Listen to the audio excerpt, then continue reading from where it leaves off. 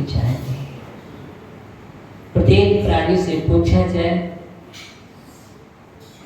तो सब यही चाहता है कि मेरे जीवन में शांति का वास हो, मेरे जीवन में सुख हो, सुकून हो, आनंद का जीवन हो। कहते हैं ना तो मस्त जिंदगी जीना चाहते हैं।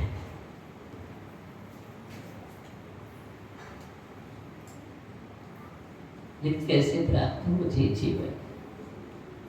अगर सिर्फ सोचने से तो होगा नहीं, चाहे से होगा नहीं। चाहे कोई कंगाल है, भिखारी है, वो भी रहता है कि मैं चक्रवर्ती बन जाऊं, मेरे अंदर मेरे पास में 6 खंड का अधिपत्य हो। लेकिन क्या उसकी इच्छा है से 6 खंड का अधिपत्य हो जाएगा, चक्रवर्ती हो जाएगा? नहीं होगा। सबसे बड़ी बात है जिनवाड़ी में तीर्थंकर भगवान कहते हैं, भगवान महावीर स्वामी, कि जैसे हम चाहे करते हैं वैसे राह जीवन में कर। जैसे हमारी इच्छाएं हैं, भावना है, वैसे जीवन में भाव भी करो। जो सोचते हैं वो करो। अच्छा,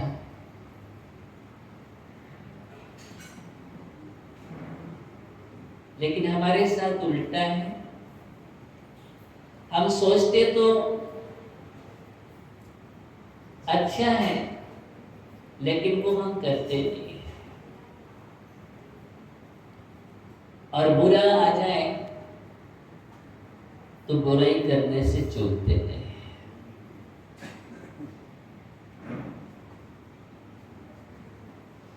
संसार के विचार आ जाते हैं तो संसार के विचार हम करने के लिए तैयार हो जाते हैं।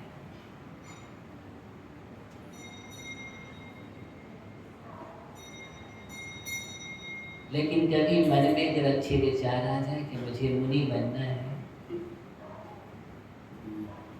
तो मुनि बनने के लिए आप तैयार होते हैं क्या? महाराज मुनि बनने की बात मत करो उनसे, कुछ और बात करो। कभी भगवान बनने के विचार आते हैं तो क्या हम भगवान बनने के लिए तैयार होते हैं? भोजन में आप क्या बोलते हो? भगवान हमें आप सदृश बनना है, बस मैं तो आपके पास इसलिए तो आया हूँ। भगवान के पास हम वितरागी होने के लिए जाते हैं। इसके लिए भगवान के पास बोलो रागी होने के लिए जाते हो कि वितरागी होने के लिए? और मंदिर से भी हम राग द्वेष लेकर के जाए तो क्या पाया हमने? मंदिर में बैठ कर के बुराइयां करें तो क्या पाया हमने?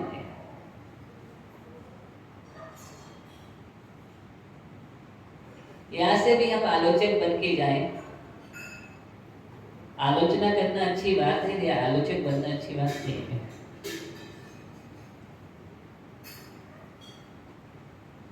आलोचना करो स्वयं की। किसकी? स्वयं की। स्वयं की आलोचना करेंगे तो कर्मों की निंदा होगी। लेकिन आज तक हमने भगवान से कभी कहा कि हम भगवान बहुत बुरे हैं? भगवान नहीं, हम कहा भगवान से?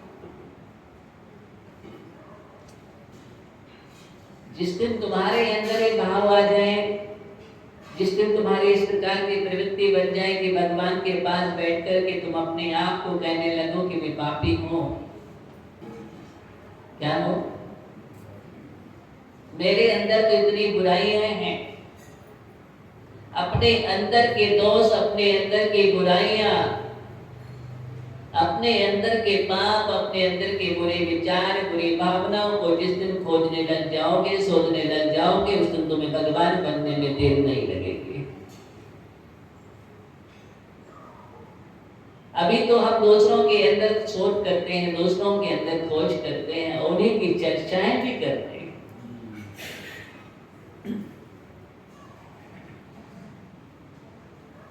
उन्हीं की चर्चाएं जीवन में रहती हैं।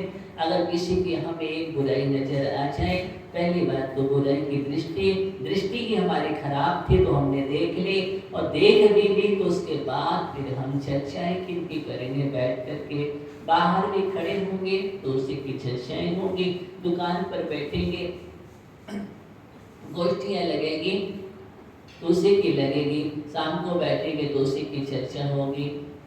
अगर इतनी चर्चा तो अपनी स्वयं की कर लेता, इतनी चर्चा अगर तुम भगवान बनने की कर लेते, इतनी चर्चाएं तुम अच्छाइयों की कर लेते, अच्छाइयों के गीत गा लेते तो तुम बहुत अच्छे व्यक्ति होते।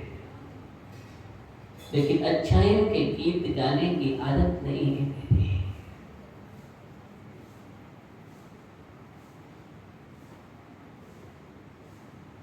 कि अपने से पूछना, किसी और से मत पूछना कि मेरी आदत कैसी है।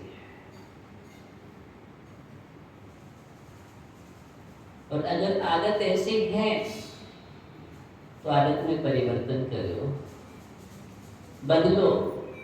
जीवन बदलने के लिए, कूटस्थ होने के लिए नहीं है, जीवन में परिवर्तन आना ही चाहिए, परिष्कृत होना चाहिए, परिमार्जन होना ही चाहिए।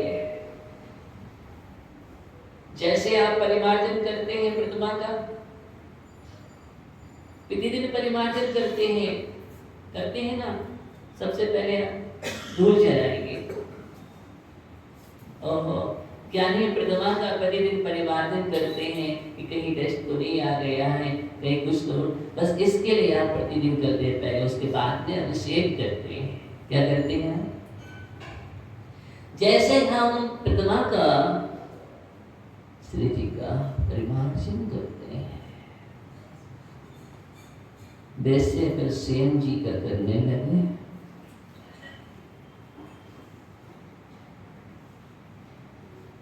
तो देखो प्रतिदिन थोड़ा थोड़ा परिमार्जन करो कि हमारी आत्मा पर, हमारे मन पर, हमारे परिणामों पर कहीं बुराइयों के, पाप के, बुरे विचारों के कण तो नहीं आ गए हैं। अगर उससे दूषित हो रहे हैं तो प्रतिदिन सफाई करो जीवन में।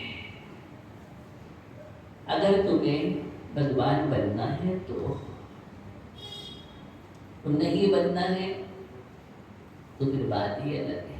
अगर तुम्हें अच्छा इंसान भी बनना है, अच्छा व्यक्तित्व बनना है, आदर्श बनना है, तो हमें परिमार्जन करना ही पड़ेगा। क्योंकि हम मंदिर इसीलिए आते हैं, भगवान की भक्ति हम इसीलिए करते हैं कि धीरे धीरे हम परिष्कृत होते रहे।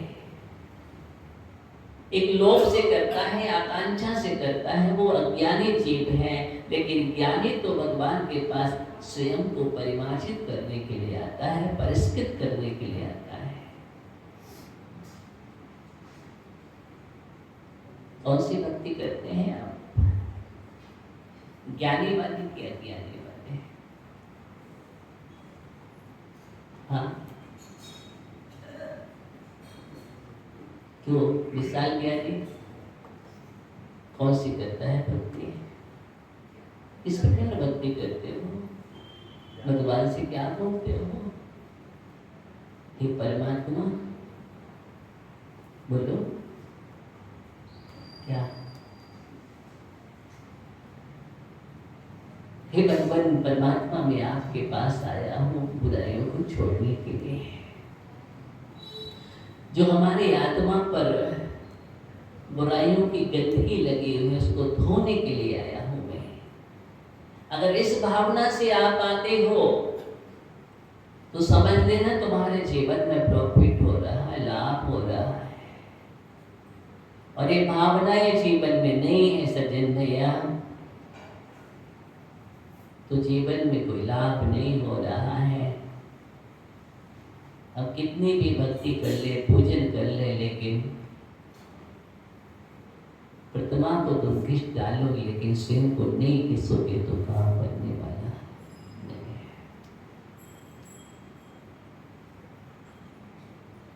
अपने को इतना इतना साफ और स्वच्छ कर लो, भगवान के पास अपने को साफ और स्वच्छ करने के लिए आता है कि ऐसा दर्पण बनाओ अपने जीवन के लिए, तो उस दर्पण में सामने वाला भी देखे तो उसकी भी स्वच्छ छवि दिखाई दे।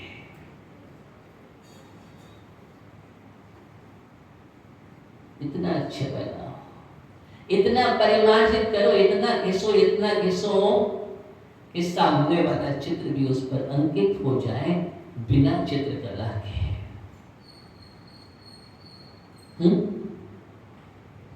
बिना चित्रकला के ज्ञानी समझ रहे हैं बात कर रहे हैं। इतना घिसो,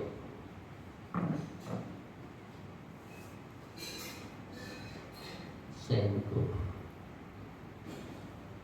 देखना ही पड़ेगा। अभी ये आंखें हमारी ऐसे ही ना, ऐसी नहीं हो पा रही है।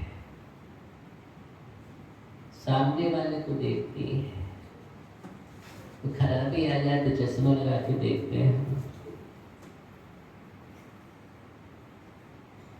देखते हैं इसको सामने वाला अच्छा नजर नहीं आ रहा है। यही तो हम देखते हैं, सामने वाला अच्छा नजर नहीं आ रहा है, लेकिन आज तक ये हमारे जीवन में कोई प्रश्न खड़ा नहीं हुआ समझ भैया ज्ञानी कि वो आँख हमें देख रही है कि नहीं देख रही है। हमने कभी अपने आप को देखने का प्रयास किया कि हम अच्छे नजर नहीं आ रहे हैं। जिस दिन तुम्हें ये लगने लग जाए, जिस दिन तुम देखने लग जाओ कि हम अच्छे नजर नहीं आ रहे हैं, हम अच्छी नहीं दिख रहे हैं, अच्छी नहीं दिख रहे हैं, तभी तो आप अच्छा होने का प्रयास करेंगे। जब आप देखोगे नहीं तो अच्छा होने का क्या प्रयास करोगे? भगवान के पास यही तो देखने आते हैं वितरागता के दर्पण में कि वो वितरागी हैं, हम रागी हैं, अच्छे नहीं हैं, हम देशी हैं, अच्छे नहीं हैं, हम क्रोधी हैं, मानी हैं, मायावी है, लोभी है, बुराइयों से भरे हैं, अच्छे नहीं हैं। आप अच्छे हैं, इसलिए मैं आपके पास आया हूं आप जैसा बनने के लिए।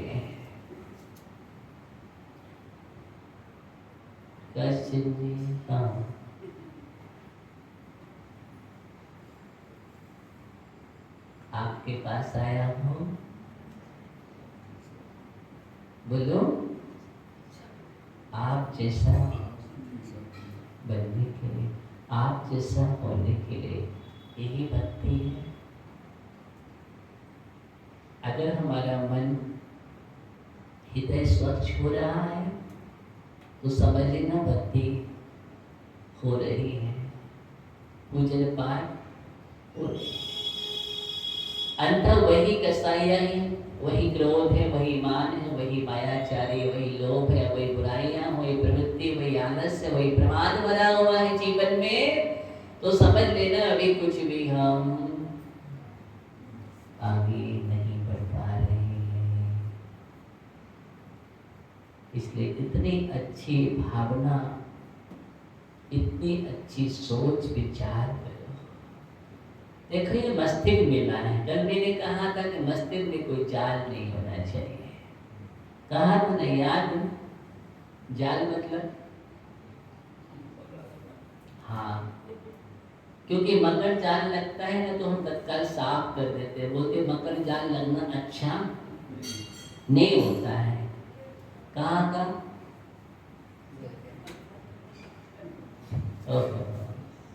तो तुम्हारे मन और मस्तिष्क में लग जाए तो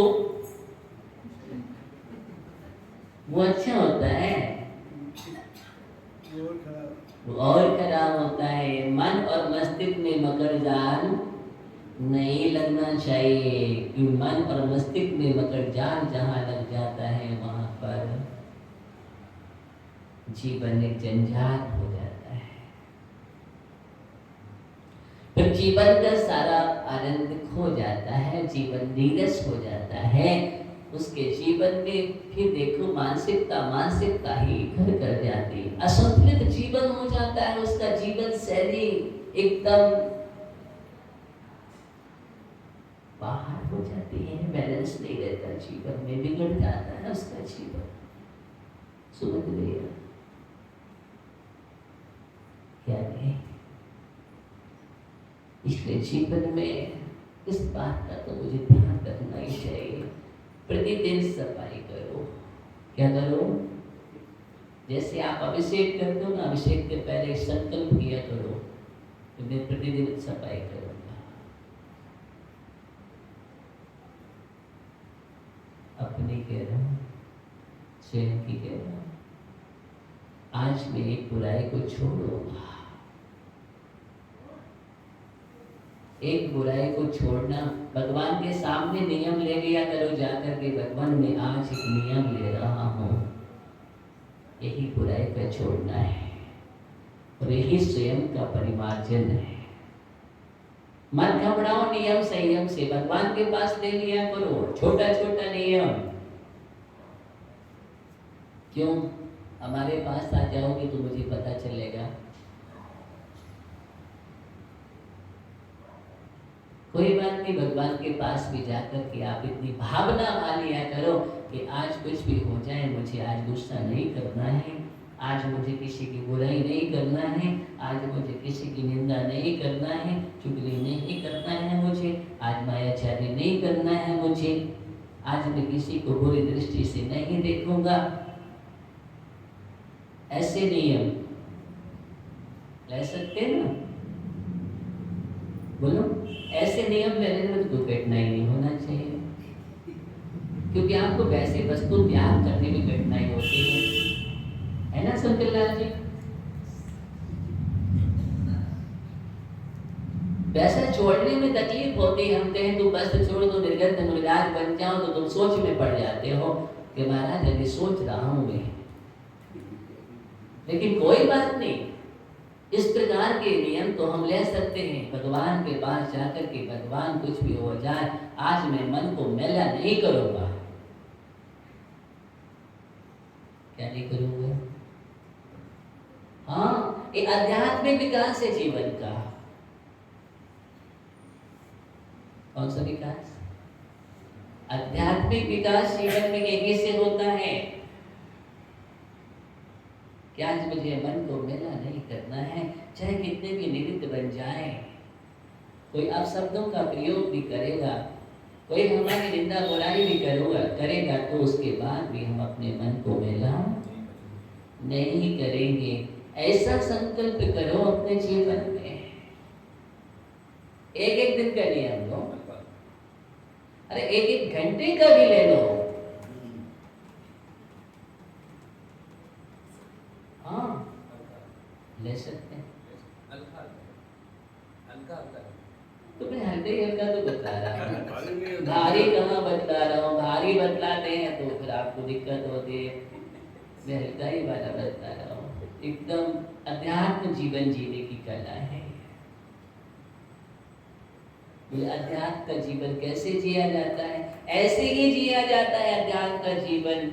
एक एक छोटा छोटा नियम, 1 घंटे का नियम ले लिया, अब मुझे गुस्सा नहीं करना 1 घंटे के लिए। अब हो सकता है 1 घंटे में ही परीक्षा का क्षण आ जाए, होता है, ऐसे ही होता है। तो उस समय विचलित नहीं होना, मेरा आज गुस्सा नहीं करना है, कुछ भी हो जाए। आज का नियम ले रहे हैं कि आज गुस्सा नहीं करेंगे, आज आलोचना नहीं करेंगे, आज दिन भर के लिए। हाँ, बहुत बढ़िया। ये आध्यात्मिक विकास है, जीवन का प्रगति है। हम कैसे अपने जीवन को अध्यात्म में ढालने की कोशिश करें। हमने सुना तो है कि अध्यात्मिक जीवन जिया जाता है, बस यही है। एक एक क्षण का, एक एक समय का हम क्या करते हैं? सामायिक करते हैं तो क्या करते हैं आप? क्या करते हैं सामायिक में? यही तो है कि 2 घड़ी के लिए, कम से कम 2 घड़ी मतलब 48 मिनट के लिए, बदल भैया 48 मिनट के लिए मैं मौन धारण कर रहा हूँ और संपूर्ण पापों का त्याग कर रहा हूँ और ध्यान में बैठ बैठ जाते हैं, भगवान का स्मरण करते हैं, जाप करते हैं, चिंतन करते हैं, मंथन करते हैं, वो 48 मिनट तुम्हारे जीवन के लिए कितने लाभकारी हैं आप समझ सकते हैं। उन 48 मिनट में अगर आपने कोई पाप प्रवृत्ति नहीं की है और ऐसा संकल्प कर लिया है, तो वो तुम्हारा जो परिणाम, उज्जवल परिणाम, सोपयोग का परिणाम है, वो तुम्हारे जीवन के लिए इतना लाभ देकर के जाएगा। हो सकता है उसमें इतना सारा पुण्य संचय हो जाए, अथवा वो तुम्हारे जीवन का क्षण मोक्ष का कारण बन जाएगा।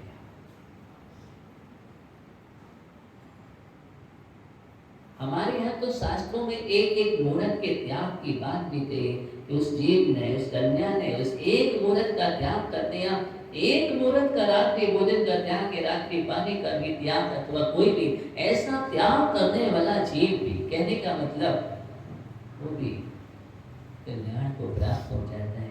एक एक भी छोटा छोटा नियम, छोटा छोटा संकल्प हमारे जीवन के लिए हम कर सकते हैं। चलिए, अष्टांग का पर्व चल रहा है, कोई बात नहीं, हम 8 दिन तक रात्रि भोजन नहीं करेंगे। कोई अष्टमी 14 का नियम में रात्रि भोजन नहीं करें। ऐसे ऐसे नियम, एक बात बता लो, देखो आपके जीवन में कितना परिवर्तित कर सकता है। आपका जीवन कहाँ से कहाँ पहुंच जाएगा।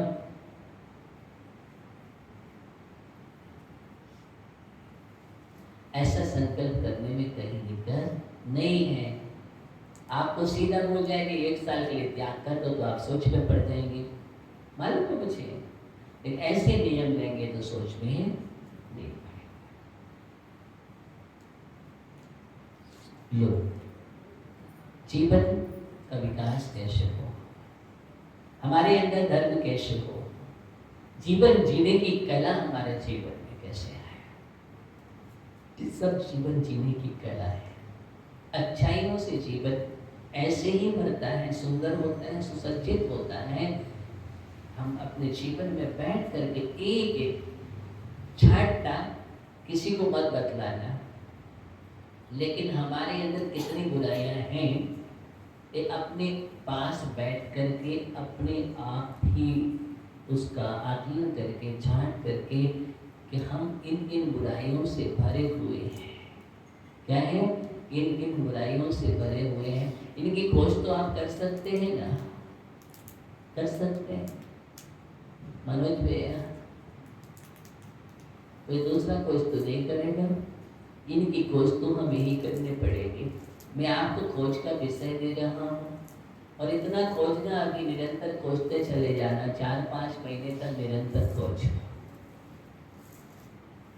क्या करो? निरंतर शोध करो।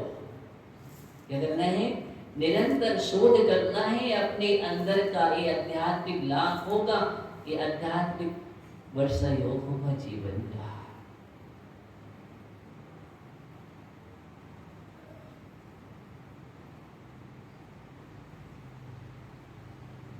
एक जीवन में अच्छा मोड़ आएगा। पता नहीं ऐसे जीवन काल में अगर हम ऐसे विचारों से भरे हैं और ऐसे समय में अगर होगा तो अच्छा सब कुछ होगा।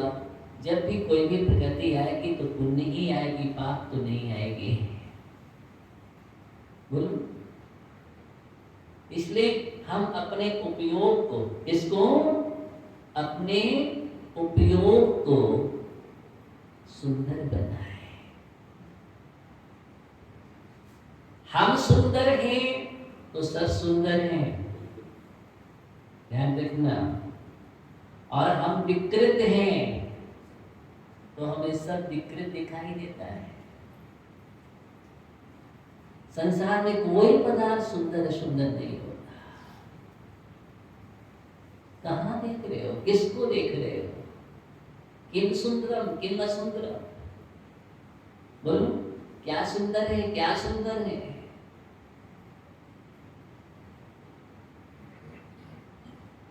तुम्हारी दृष्टि अच्छी है तो सब सुंदर है, दृष्टि खराब है तो सब असुंदर दिखाई दे रहा है। हाँ, चश्मा अगर तुम्हारा काला है तो क्या नजर आएगा तुम्हें? इसलिए काला चश्मा मत लगाओ। मैं यही बात करूंगा, काला चश्मा मत लगाना, कृष्ण एशिया का प्रतीक है। किसका प्रतीक है? कृष्ण एशिया का प्रतीक है काला चश्मा। सब कुछ काला काला नजर आता है, इसलिए मुझे एक काला चश्मा उतार के फेंकना है 4-5 महीने में। समझ रहे? अरे जिनको भी लग गया लगा है उनकी बात करो, बिल्कुल ऐसा प्रयास करना है कि वो चश्मा उतर जाए मेरा। तो चश्मा लगाने के लिए चश्मा लगाते हो कि चश्मा उतरने के लिए? तुम्हारा शौक के लिए लगाते हो? हाँ, वैसे कोई भी डॉक्टर ये नहीं कहता है कि तुम चश्मा लगा करके रखो। चश्मा लगा लो ताकि चश्मा उतर जाए, यही तो है। लेकिन तुमने तो एक ऐसा चश्मा लगा रखा है, ऐसा चश्मा लगा रखा है, मैं उसको उतारने की बात कर रहा हूँ। उस चश्मा को अगर तुमने उतार दिया तो देखो तो तुम्हारे जीवन में वितरागता बहुत जल्दी आ जाएगी। भगवान बनने में समय नहीं लगेगा। वो चश्मा उतरने में थोड़ा समय तो लगेगा, प्रयास करना पड़ेगा। इतना सरल और सहज नहीं है कि हम आशा निकाल के रख दें। क्यों? क्योंकि अनादि के संस्कार हैं, भाव के संस्कार हैं। हमने भाव में इतने संस्कार दिए हैं, भाव बढ़ाने के संस्कार दिए हैं, भावों को बढ़ाने के संस्कार रखे हमने, इसलिए हमारे भाव वृद्धि होती चली जा रही है। क्योंकि प्रत्येक भाव में भाव के बीज बोए हमने। इसमें प्रत्येक भाव में भाव के बीज बोए हैं। आज तक तुम्हारा एक भी ऐसा भाव नहीं है तुमने भगवान बनने के बीज बोए हो। बोलो, है ऐसा तुम्हारा कोई भाव जिसमें भगवान बनने के बीज बो हो? नहीं, भाव वृद्धि के हम बीज बोते रहे हैं, इसलिए बीज से बीज हमें मिल रहा है। लेकिन ध्यान रखो, ये भाव तुम्हें मिला है मनुष्य भाव, भगवान बनने का बीज बोने के लिए। इसके लिए संकल्प कर लेना। मैंने कहा था कि गांठ बांध लेना, संकल्प कर, प्रतिज्ञा कर लेना, इस भाव में कुछ भी हो जाए हम भगवान बनने का बीज बोएंगे। किसका बीज? भगवान बनने का बीज बोएंगे। बाकी जो तुम कर रहे हो, इसके पहले भी तुम वो कर रहे थे, कोई नई बात थोड़ी है। निंदा करना कोई नई बात थोड़ी है, किसी की बुराई करना कोई नई बात थोड़ी है। क्या किया तुमने? एक असहाय करना, विकृतियां फैलाना, ये कोई नई बात नहीं है। आग लगाना नहीं, समझ रहे आप सब? ये कोई नई बात नहीं। हाँ, बाग लगाना नई बात है। क्या लगाना? हाँ, बाग लगाना नई बात है। बाग बहुत बिरले लोग लगा पाते हैं, आग लगाने में तो सब आगे होते हैं। आज तक हमने यही तो लगाया है। जहाँ देखो हम साथ में लेकर के चलते हैं और वही हम लगा देते हैं। लगाने के बाद हम बहुत खुश होते हैं, आनंदित होते हैं, इधर-उधर ध्यान करते हैं, आकर ध्यान करते हैं। इधर-उधर ध्यान की कहानी छोड़ो, नरक ले जाएगी। कहाँ ले जाएगी? ये नरक ले जाएगी। इधर-उधर ध्यान करने के लिए समय नहीं मिला है, ये तो धर्म ध्यान के लिए समय मिला है। इसलिए ये धर्म ध्यान करने के लिए समय मिला है।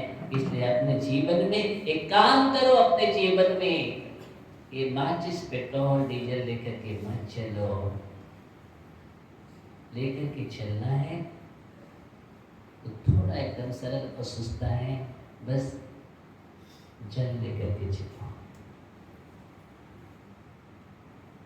अगर पानी लेकर के चलोगे, कहीं आग भी लगी है तो बुझा दो।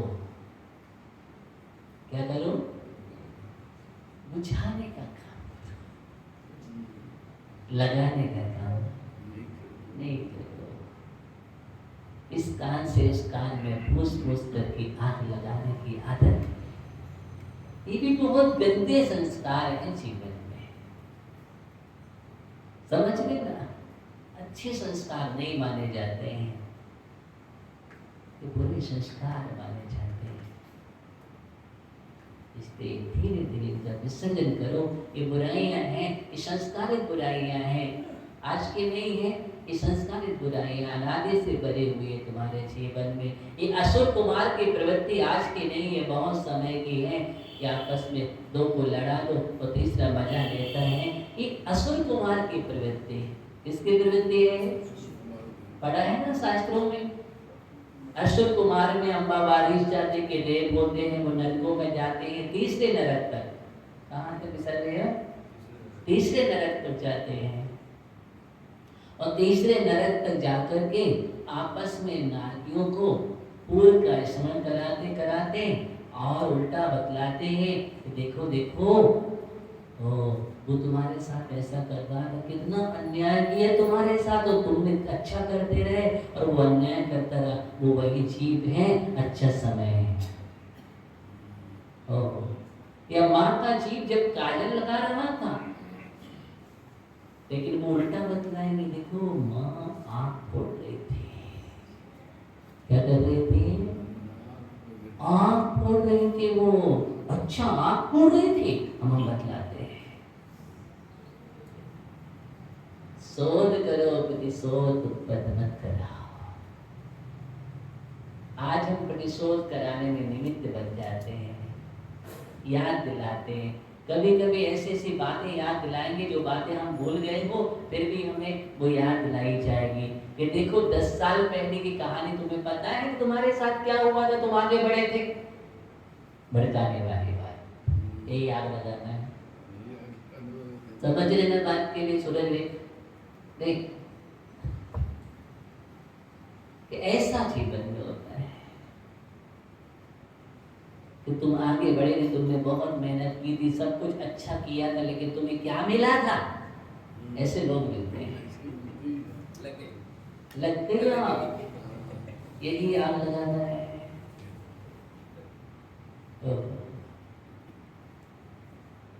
तो 10 साल बाद वो तो भूल गए, लेकिन तुम्हें याद है और तुमने उसको याद दिलाई क्या किया। अच्छा या नहीं कहा कि देखो तुम 10 साल पहले तुमने अच्छा काम किया था, अगर आज भी करोगे तो और प्लस होगा ना। क्या होगा? अच्छा होगा। अच्छाई से अच्छाई को जोड़ने का प्रयास करो, सबको जोड़ो अच्छाइयों से। इससे अच्छाइयों से जोड़ो, अच्छाइयों की बात करो, अच्छी बात करो। जब जब भी होते हैं, जो भी धर्म के कार्य होते हैं, स्वाध्याय है, तत्व चर्चा है, धर्म के कार्य है, सेवा है, व्यावृत्ति है, जो भी है, अनुष्ठान है, एक कभी कार्य कभी ध्यान रखना, ये हमेशा जीवन को महान बनाने वाले हैं। क्या है? हमेशा ही जीवन को महान से महान बनाते हैं, ये बलवान बनने की कला सिखाते हैं। इसलिए हमें सीखना चाहिए और आगे बढ़ना चाहिए। संसार के क्षेत्रों में तो बहुत हम आगे बढ़े, बहुत बढ़े। तो क्या पाया हमने? बोलो, क्या पाया? संसार पाया है। और परमार्थ के क्षेत्र में आगे बढ़ेंगे तो क्या पाएंगे? परमार्थ पाएंगे। परमार्थ पर बढ़कर के ही परमात्मा को पाया जाता है। परमार्थ पर बढ़कर के ही परमात्मा को पाया जाता है। इस बात का ध्यान रखो, बिना परमार्थ बढ़े परमात्मा मिलता नहीं है। इसलिए अपनी आंखें खोलो। क्या करो? अपनी आंखों को खोलो। अभी तुम्हारी आंखें बंद पड़ी हैं। जिन आंखों से अपने को देखा जाता है, अभी तुम्हारी आंखें पर को देखती है, परमात्मा को नहीं देखती है। इसको देखती है? तुम्हारी आंखें पर को देखने के लिए तैयार रहती है, परमात्मा को देखने के लिए तैयार नहीं है। और जिस दिन पर को छोड़ करके परमात्मा को देखने लग जाओगे, उस दिन तुम्हें नजर आएगा कि हम कहाँ हैं।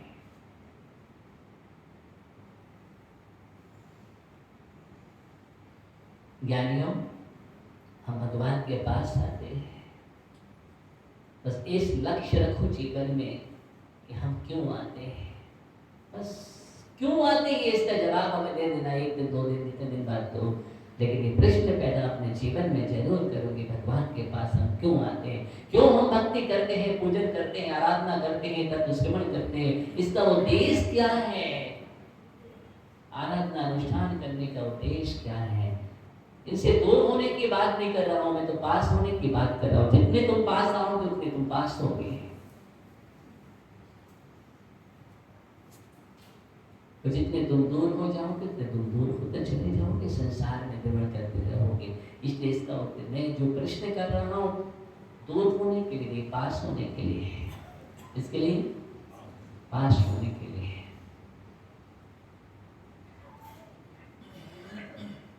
नजदीकी रखो। अभी तो दूरियां हैं, अभी क्या है, दूरियां है तुम्हारे जीवन में। भगवान से तुम कभी अच्छे से चर्चा भी नहीं करते हो, वार्ता भी नहीं करते हो, आते हो चले जाते हो। हाँ, आते हो चले जाते हो। कभी भगवान से अच्छी तरह से चर्चा करने की आदत डालो, साक्षी भाव से। इसे साक्षी भाव से भगवान से मिला करो, परमात्मा से मिलने की कला सीखो। बाकी तो हम सबसे मिलते हैं, यदि आज वो फलाना समय हमें दिया है, मिलने का समय, किसका मिलने का समय है आज। लेकिन कभी तुमने कहा कि परमात्मा से मिलने का समय, छोटू भैया, परमात्मा से मिलने का समय है।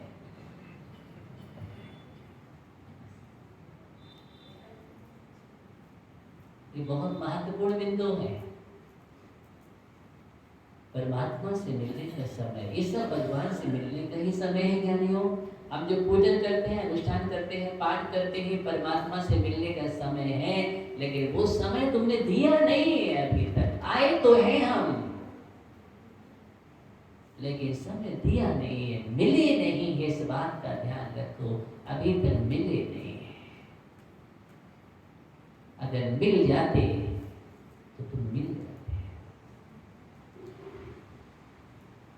और जो मिल जाता है उसको परमात्मा मिल जाता है, उसका जीवन खिल जाता है, जीवन खिल जाता है। यही खिला हुआ जीवन होता है। कल मैंने कहा था कि जीवन मुरझाया हुआ नहीं चाहिए, खुशहाल जीवन चाहिए। सभी तो कामना करते हैं कि जीवन खुशहाल हो, हर हाल में हो खुशहाल। क्या हो? खुशहाल जीवन। खुशहाल जीवन का मतलब क्या है? खुशहाल जीवन का मतलब मस्त जीवन वो है जो मन मेला नहीं है, स्वच्छ जीवन है, एकदम चेहरे पर आभा है। क्या है?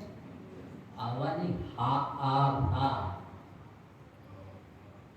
ठीक है ना? चेहरे पर आभा, ओझ होना चाहिए। तुम्हारे चेहरे पर ऐसी आभा हो, उस आभा का प्रभाव हो। आभा मंडल बोलते हैं इसको। क्या बोलते हैं? आभा मंडल। तुम्हारा ओरा कितना अच्छा होना चाहिए, समझ रहे ना? ऐसा ओरा बनाओ। बस इतना ही कहना है आपसे। मैं कहता रहूंगा, आप सुनते रहेंगे। मैं चाहता हूं कि आप सुनते रहें। क्या रहे? सुनते रहे, और कुछ कुछ उसमें अच्छे अच्छे सुनते रहे, और कुछ कुछ जीवन में अच्छे अच्छे बोलते रहे। बस देखो जीवन बदल जाएगा। यही बदलने की प्रक्रिया है। इतना ही जो सूत्र है, कोई ज़्यादा मेहनत का काम तो हम दे नहीं रहे आपको। तो बहुत बड़ा परिश्रम करने की बात कर रहे हैं, नहीं, छोटा सा सूत्र बतला रहे हैं। इन सूत्रों को अपने जीवन में जोड़ते चले जाइए, निरंतर आगे बढ़ते जाइए, आपका जीवन प्रगतिमान होगा। ओम नमः शिवाय। देखो,